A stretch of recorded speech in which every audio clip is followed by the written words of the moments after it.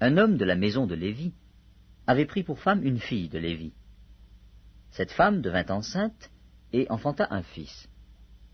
Elle vit qu'il était beau, et elle le cacha pendant 3 mois. Ne pouvant plus le cacher, elle prit une caisse de jonc, qu'elle enduisit de bitume et de pois, elle y mit l'enfant, et le déposa parmi les roseaux, sur le bord du fleuve.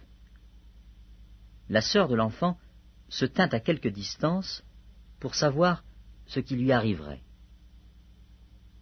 La fille de Pharaon descendit au fleuve pour se baigner, et ses compagnes se promenèrent le long du fleuve. Elle aperçut la caisse au milieu des roseaux, et elle envoya sa servante pour la prendre. Elle l'ouvrit et vit l'enfant. C'était un petit garçon qui pleurait. Elle en eut pitié et elle dit, « C'est un enfant des Hébreux. » Alors la sœur de l'enfant dit à la fille de Pharaon, « Veux-tu que j'aille te chercher une nourrice parmi les femmes des Hébreux pour allaiter cet enfant ?»« Va, » lui répondit la fille de Pharaon. Et la jeune fille alla chercher la mère de l'enfant. La fille de Pharaon lui dit, « Emporte cet enfant, et allaite-le-moi. Je te donnerai ton salaire. » La femme prit l'enfant et l'allaita. Quand il eut grandi, elle l'amena à la fille de Pharaon, et il fut pour elle comme un fils. Elle lui donna le nom de Moïse, car, dit-elle, je l'ai retiré des eaux. En ce temps-là, Moïse, devenu grand, se rendit vers ses frères, et fut témoin de leurs pénibles travaux. Il vit un Égyptien qui frappait un Hébreu d'entre ses frères. Il regarda de côté et d'autre, et, voyant qu'il n'y avait personne, il tua l'Égyptien et le cacha dans le sable. Il sortit le jour suivant, et voici, 2 Hébreux se querellaient.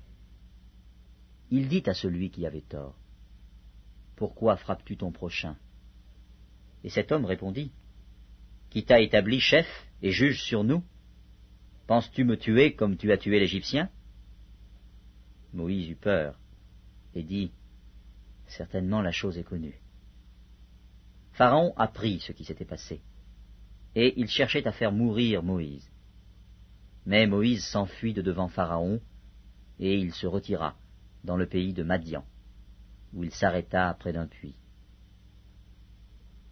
Le sacrificateur de Madian avait 7 filles.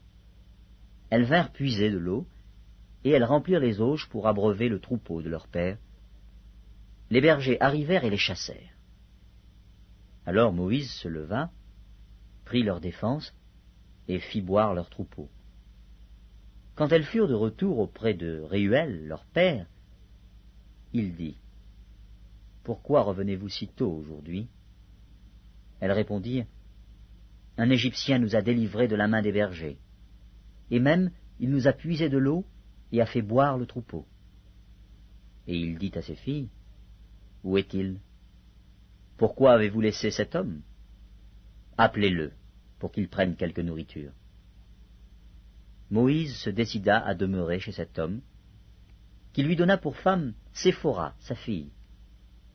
Elle enfanta un fils, qu'il appela du nom de Gershom, car, dit-il, j'habite un pays étranger. Longtemps après, le roi d'Égypte mourut, et les enfants d'Israël gémissaient encore sous la servitude, et poussaient des cris.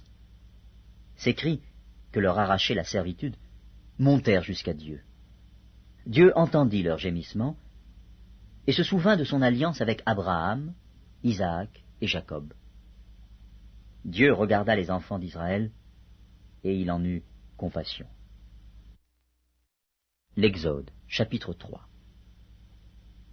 Moïse faisait paître le troupeau de Jéthro, son beau-père, sacrificateur de Madian, et il mena le troupeau derrière le désert, et vint à la montagne de Dieu, à Horeb.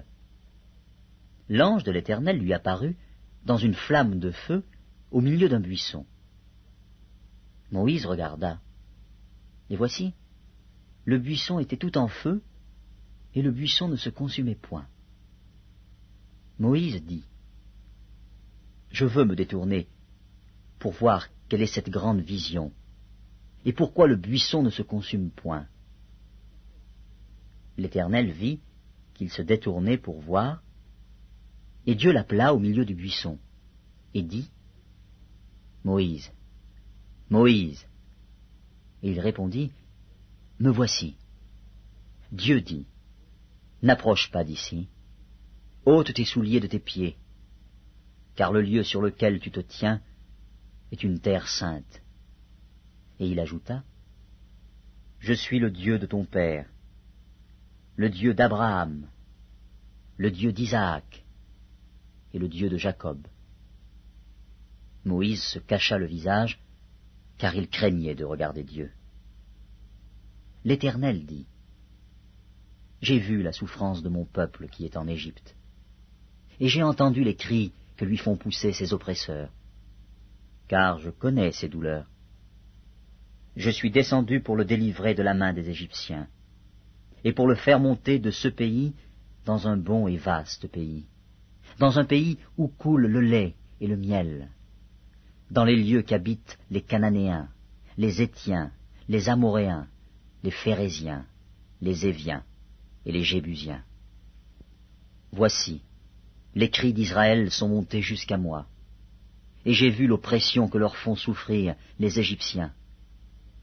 Maintenant va, je t'enverrai auprès de Pharaon, et tu feras sortir d'Égypte mon peuple, les enfants d'Israël. » Moïse dit à Dieu, « Qui suis-je pour aller vers Pharaon et pour faire sortir d'Égypte les enfants d'Israël ?» Dieu dit, « Je serai avec toi, et ceci sera pour toi le signe que c'est moi qui t'envoie. Quand tu auras fait sortir d'Égypte le peuple, vous servirez Dieu sur cette montagne. » Moïse dit à Dieu, « J'irai donc vers les enfants d'Israël, et je leur dirai, « Le Dieu de vos pères m'envoie vers vous. Mais s'ils me demandent quel est son nom, que leur répondrai-je » Dieu dit à Moïse, « Je suis celui qui suis. » Et il ajouta, « C'est ainsi que tu répondras aux enfants d'Israël. Celui qui s'appelle Je suis m'a envoyé vers vous. » Dieu dit encore à Moïse, « Tu parleras ainsi aux enfants d'Israël. L'Éternel, le Dieu de vos pères, le Dieu d'Abraham, le Dieu d'Isaac et le Dieu de Jacob, m'envoie vers vous. Voilà mon nom pour l'éternité. Voilà mon nom de génération en génération. Va, rassemble les anciens d'Israël et dis-leur, l'Éternel, le Dieu de vos pères m'est apparu, le Dieu d'Abraham, d'Isaac et de Jacob. Il a dit, je vous ai vus, et j'ai vu ce qu'on vous fait en Égypte. Et j'ai dit, je vous ferai monter de l'Égypte, où vous souffrez, dans le pays des Cananéens, des Héthiens, des Amoréens, des Phéréziens, des Éviens et des Jébusiens, dans un pays où coule le lait et le miel. Ils écouteront ta voix, et tu iras, toi et les anciens d'Israël, auprès du roi d'Égypte, et vous lui direz, l'Éternel, le Dieu des Hébreux nous est apparu. Permets-nous de faire 3 journées de marche dans le désert pour offrir des sacrifices à l'Éternel, notre Dieu. Je sais que le roi d'Égypte ne vous laissera point aller, si ce n'est par une main puissante. J'étendrai ma main, et je frapperai l'Égypte par toutes sortes de prodiges que je ferai au milieu d'elle. Après quoi, il vous laissera aller. Je ferai même trouver grâce à ce peuple aux yeux des Égyptiens. Et quand vous partirez, vous ne partirez point à vide. Chaque femme demandera à sa voisine et à celle qui demeure dans sa maison des vases d'argent, des vases d'or et des vêtements que vous mettrez sur vos fils et vos filles, et vous dépouillerez les Égyptiens. L'Exode, chapitre 4. Moïse répondit et dit, Voici, ils ne me croiront point, et ils n'écouteront point ma voix. Mais ils diront, L'Éternel ne t'est point apparu. L'Éternel lui dit, Qu'y a-t-il dans ta main? Il répondit, Une verge. L'Éternel dit, Jette-la par terre. Il la jeta par terre, et elle devint un serpent. Moïse fuyait devant lui. L'Éternel dit à Moïse, Étends ta main, et saisis-le par la queue. Il étendit la main, et le saisit, et le serpent redevint une verge dans sa main. C'est là, dit l'Éternel, ce que tu feras, afin qu'ils croient que l'Éternel, le Dieu de leur père, t'est apparu, le Dieu d'Abraham, le Dieu d'Isaac et le Dieu de Jacob. L'Éternel lui dit encore, Mets ta main dans ton sein. Il mit sa main dans son sein, puis il la retira, et voici sa main était couverte de lèpre, blanche comme la neige. L'Éternel Dieu dit, Remets ta main dans ton sein. Il remit sa main dans son sein, puis il la retira de son sein, et voici, elle était redevenue comme sa chair. S'ils ne te croient pas, dit l'Éternel, et n'écoutent pas la voix du premier signe, ils croiront à la voix du dernier signe. S'ils ne croient pas même à ces 2 signes, et n'écoutent pas ta voix, tu prendras de l'eau du fleuve, tu la répandras sur la terre, et l'eau que tu auras prise du fleuve deviendra du sang sur la terre. Moïse dit à l'Éternel, Ah, Seigneur, je ne suis pas un homme qui ait la parole facile, et ce n'est ni d'hier, ni d'avant-hier, ni même depuis que tu parles à ton serviteur, car j'ai la bouche et la langue embarrassées. L'Éternel lui dit, Qui a fait la bouche de l'homme? Et qui rend muet ou sourd, voyant ou aveugle? N'est-ce pas moi, l'Éternel? Va donc, je serai avec ta bouche, et je t'enseignerai ce que tu auras à dire. Moïse dit, Ah Seigneur, envoie qui tu voudras envoyer.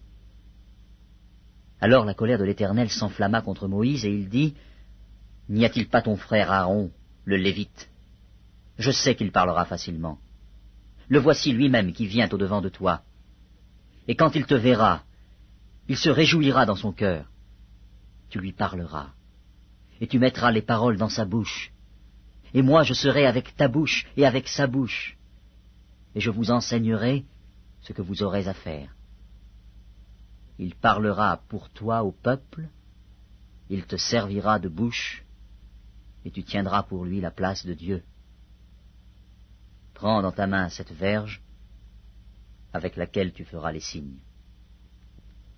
Moïse s'en alla, et, de retour auprès de Jéthro, son beau-père, il lui dit, Laisse-moi, je te prie, aller rejoindre mes frères qui sont en Égypte, afin que je voie s'ils sont encore vivants. Jéthro dit à Moïse, Va en paix. L'Éternel dit à Moïse, en Madian, Va, retourne en Égypte, car tous ceux qui en voulaient à ta vie sont morts. Moïse prit sa femme et ses fils, les fit monter sur des ânes, et il retourna dans le pays d'Égypte. Il prit dans sa main la verge de Dieu. L'Éternel dit à Moïse, En partant pour retourner en Égypte, vois tous les prodiges que je mets en ta main. Tu les feras devant Pharaon, et moi j'endurcirai son cœur, et il ne laissera point aller le peuple. Tu diras à Pharaon, Ainsi parle l'Éternel. Israël est mon fils, mon premier-né. Je te dis, Laisse aller mon fils, pour qu'il me serve. Si tu refuses de le laisser aller, voici, je ferai périr ton fils, ton premier-né. » Pendant le voyage, en un lieu où Moïse passa la nuit, l'Éternel l'attaqua et voulut le faire mourir. Séphora prit une pierre aiguë, coupa le prépuce de son fils et le jeta aux pieds de Moïse en disant « Tu es pour moi un époux de sang. » Et l'Éternel le laissa. C'est alors qu'elle dit « époux de sang » à cause de la circoncision. L'Éternel dit à Aaron « Va dans le désert, au devant de Moïse. » Aaron partit, il rencontra Moïse à la montagne de Dieu, et il le baisa. Moïse fit connaître à Aaron toutes les paroles de l'Éternel qu'il avait envoyées, et tous les signes qu'il lui avait ordonné de faire. Moïse et Aaron poursuivirent leur chemin, et ils assemblèrent tous les anciens des enfants d'Israël. Aaron rapporta toutes les paroles que l'Éternel avait dites à Moïse, et il exécuta les signes aux yeux du peuple. Et le peuple crut. Ils apprirent que l'Éternel avait visité les enfants d'Israël, qu'il avait vu leurs souffrances, et ils s'inclinèrent et se prosternèrent.